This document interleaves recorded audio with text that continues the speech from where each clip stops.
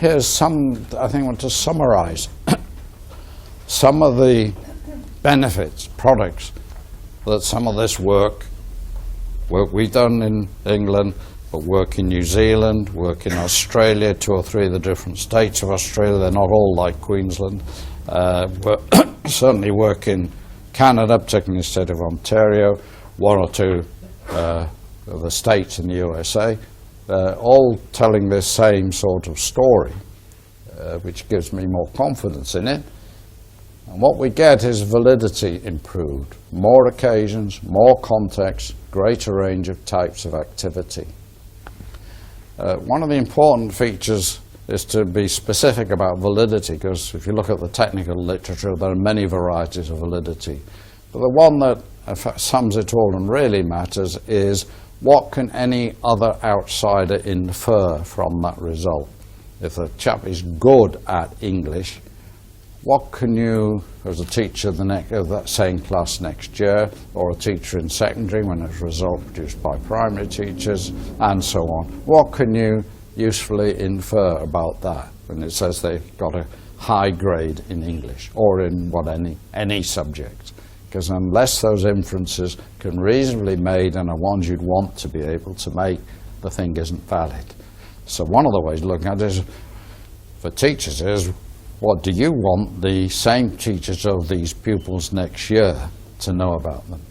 And then do your assessments reflect the things that could be important to them? What do you want someone in higher education to be able to assume about them when they leave school with a good grade to go into higher education or whatever? Teachers can share with pupils who own their individual portfolios. The portfolios become the property of the pupils. In some American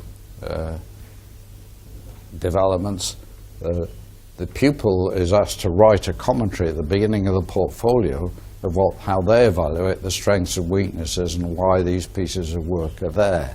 So the pupil is responsible in part for showing they have an overview.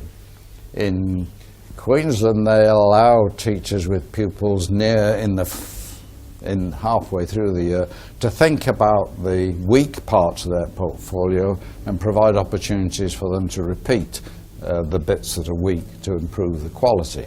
Whether that's manageable or wise, I'm not sure, but there are a variety of ways of working to and fro if one can ensure the comparability and dependability in the end. We found some debate among teachers about how much help you can give if the teachers in different classes are guiding the same task, because to keep it fair you mustn't give too much help. And they said, okay, we must present it in a fairly uniform way and have agreed rules about how much help. But 1 or 2 objected, said, look, if I find a pupil doing the task and I can see from the way they're going about it that they've misunderstood the purpose, so what they produce won't tell me whether they can do it or not because they're doing a different thing, then I'm going to intervene with them, because it's a waste of time otherwise. I'll intervene and put them back on track, and I'll make a note about that and I'll allow for that in the assessment. It shouldn't necessarily be automatically leave them entirely alone for the task that counts. But that's got to be agreed and managed, because of course the threats of unfairness, the threats of too much help and so on do come up. One of the threats that worried us was plagiarism, copying, having it written for you by your parents or your friends.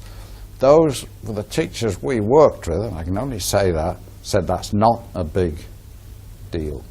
If you've done it a few times, you know your pupils well, you can spot a mile off when this isn't their own work. And if you're doubtful, you take them aside and chat with them about it and interrogate them. And you can find out whether they really know what they're doing or someone else has written it for them.